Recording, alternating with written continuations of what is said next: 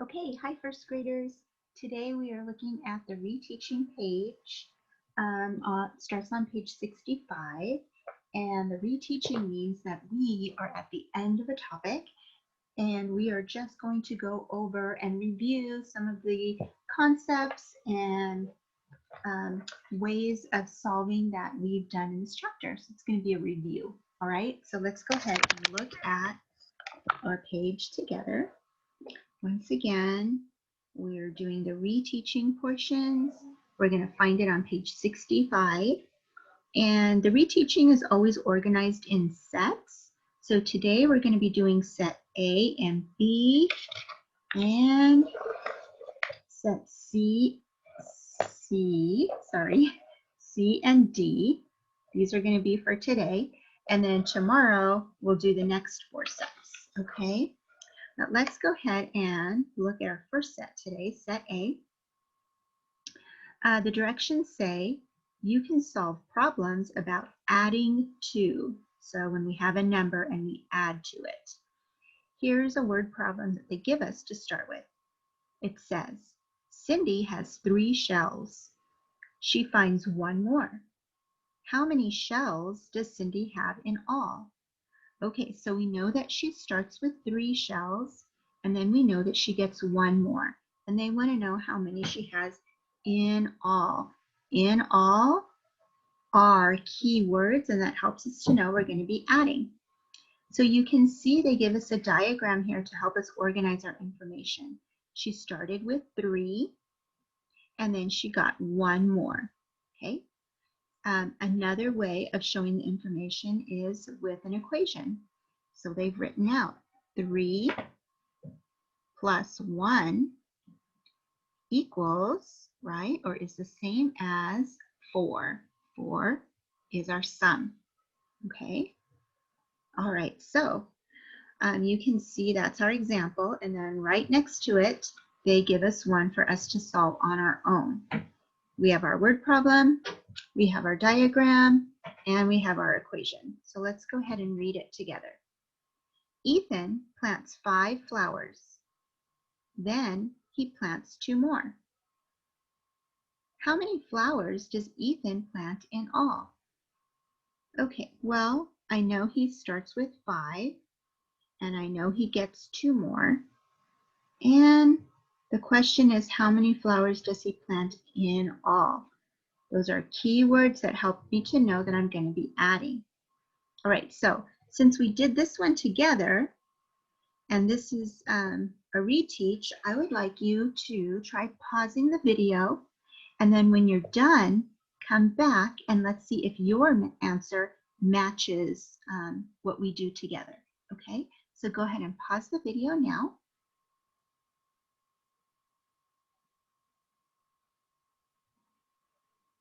Okay, and hopefully you had a chance to take a minute and try that problem on your own. So our diagram shows that he started with 5 and he got 2 more. And now I'm going to write that in a number sentence. 5 plus 2 equals, we can start with 5 and count on 2 more. Sounds like this. 5, 6, 7. So we have a sum of 7. Okay? All right. Great job, guys. Let's go ahead and move to set B.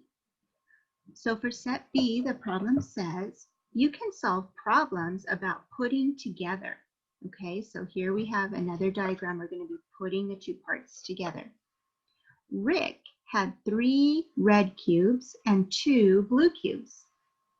How many cubes does he have in all? The parts are 3 and 2. Okay, so the first thing that they want us to do is put the parts into the first part of my equation. So 3 red and 2 blue. And then they want us to complete the equation. 3 plus 2 equals, if I'm not sure, I can start with 3 and count on 2 more. It sounds like this. 3, 4, 5. Okay, Rick has 5 cubes in all. All right, So that was our one that we do together. This one is for you to practice. We're going to go ahead and read it together. It says, Brandon has 4 cubes, 4 red cubes, and 2 blue cubes. Here's the diagram to go with that. How many cubes does he have in all? All right, so 4 red and 2 blue. And how many in all is our key word. We know we're going to be adding, right? Okay, I'm going to go ahead and have you pause the video. And then when you're done, you can push play again. And I'll see if what we do together matches your answer. Okay, let's go ahead and pause the video.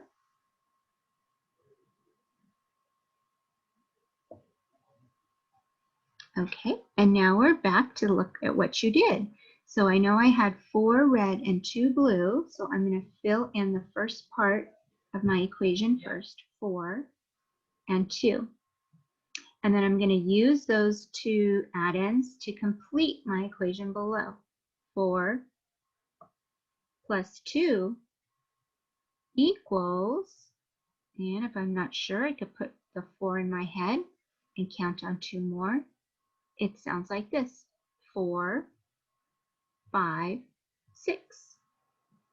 6. Okay? All right. So let's go ahead then and look at the next 2 sets. All right. So the next set, we have our penguins with their caves. You may remember this lesson from earlier in the topic. The stories or the directions say, you can solve problems with both add-ins unknown. Okay, so here we go. There are 7 penguins in all. So all together there are 7. How many are inside and outside the cave? All right, so 7 is the whole.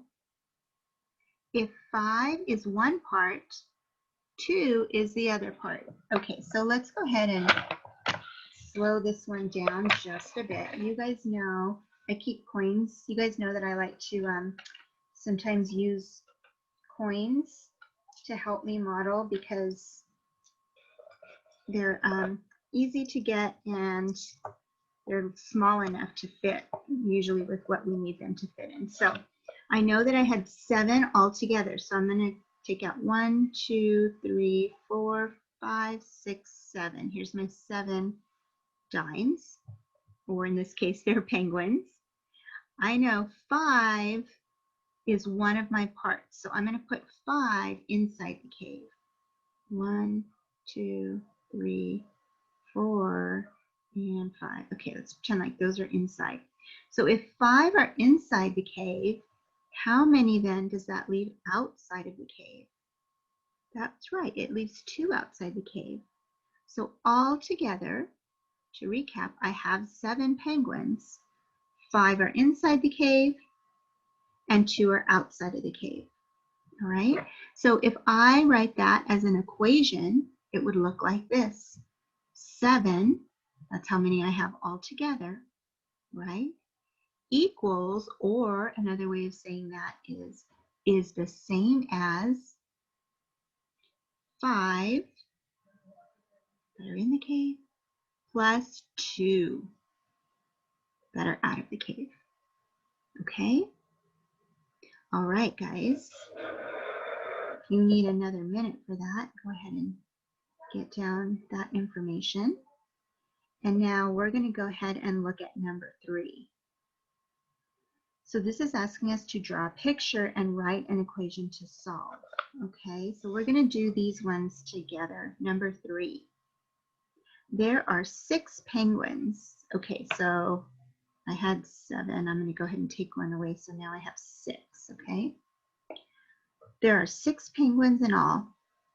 What is one way they could be inside and outside the cave? Okay, so let's go ahead and, this is where I really wish that we were face-to-face, guys, but let's go ahead and say, just as an example, I put 2 of my penguins on the inside of the cave, 2 of them on the inside. Well, if 2 are on the inside of the cave, how many does that leave on the outside of the cave? That's right, 2 on the inside and leaves 4 on the outside.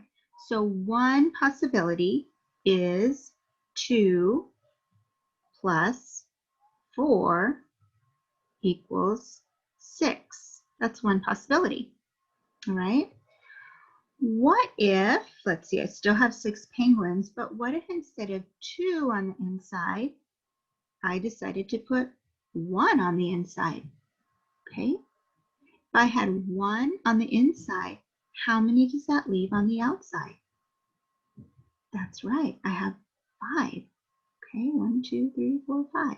So another possibility would be 1 plus 5 equals 6. That's also correct, okay? There's more correct answers for this, boys and girls. What if I had 3 on the inside?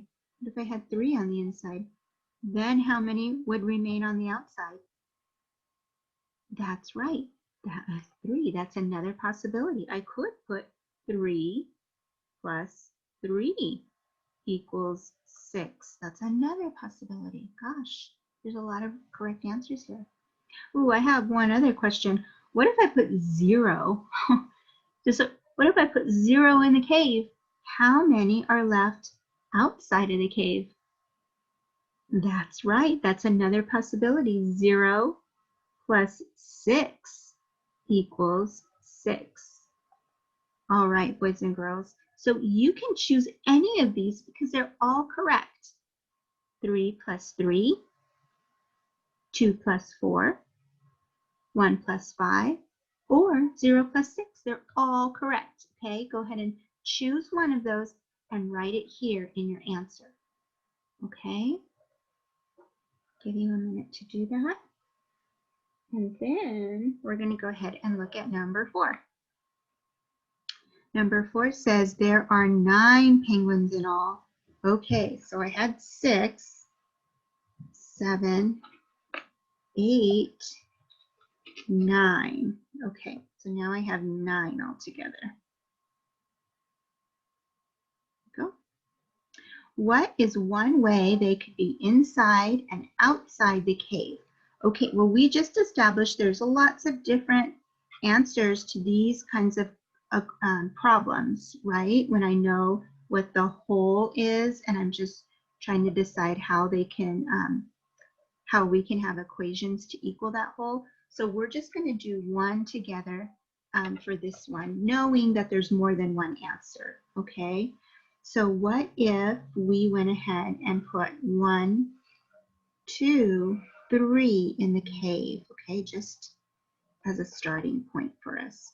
So I have 3 penguins that are now in the cave. How many does that leave outside of the cave? That's right, my coins are subatized. Did you notice that? Yeah, there's 6 outside the cave. So when I go to fill in my equation, I want you to notice where the equal sign is, right? Can you circle it, please? Do you notice it's towards the beginning of that equation, all right? But we're not going to let that worry us because we know that all the equal sign means is that it's the same on both sides, right? Both sides are equal. So I know that I started with 9 altogether, so I'm going to write 9, okay? 9 equals or is the same as, how many do I have inside? 3, right? And how many do I have outside? 6, that's right. So 9 equals 3 plus 6. Okay, this one's running away. Okay, all right, good job, guys. I'm going to go ahead and clear my coins off. And then I have one more set that we're going to look at together right now. Set D. Okay, and that says you can use cubes to model problems about taking from. So before we were adding to, we were making it bigger. Now we're taking from, okay? We're subtracting and getting smaller. So here's my story. Rob has 8 pairs. He gives 3 pairs to Sal. How many pairs does Rob have left? Okay, so here is a parts to whole chart. You can see my whole, or how many I had all together, was 8. Rob had 8 pairs at the beginning. But then something happened, right? He gives 3 to Sal. So these are the 3 that he has taken away because he gives those to Sal. The question is, how many does he have left? Okay, well, there's a few different ways that we can solve this. One way is to take those 3, right, and count on until we get to 8, right? So let's try that way first. I have 3. Let's see how many more I need to get to 8. We're going to count on 4, 5, 6, 7, 8. Ooh, how many more did I need to add? That's right, I can see 5 there. Another way I could have solved it was to show 8, right? And then take away 3. How many am I left with? That's right, 5. Okay. And then they show us one more way to show our answer besides the diagram is an equation. So 8 minus 3 equals 5. Okay? All right, guys. So now this is our last one, number 5. They have a diagram for us and they have an equation. Here's the story. 7 carrots are in the garden. Carl picks 3 carrots. How many carrots are still in the garden? All right, so we're taking away because we know he started with 3 and then 7, started with 7, I apologize, and 3 get picked. Okay, so here's our diagram. Our whole is 7, and 1, 2, 3 were taken away. The question is, how many are still left?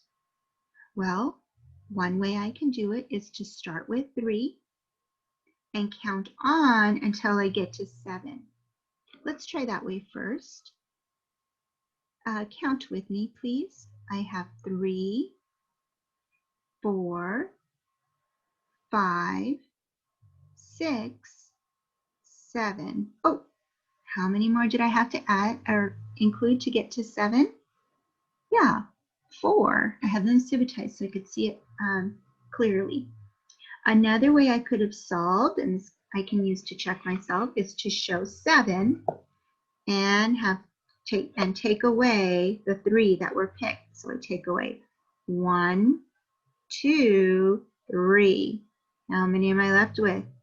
That's right, I am left with 4. So my equation is going to read 7 take away 3 equals 4. Okay? All right, guys. So that was some great reviewing of a lot of the key things that we practiced in this chapter. There's not an assignment that you must complete today, but this is a can-do page. If you have time and you want to look at the vocabulary review, you will find that on page 64 of your math book. So you can look at that if you want to take some time and work on that. Otherwise, we'll do the last 4 sets of this reteaching tomorrow. Okay, so I'll see you guys then, and I hope you have a great afternoon. Okay, bye.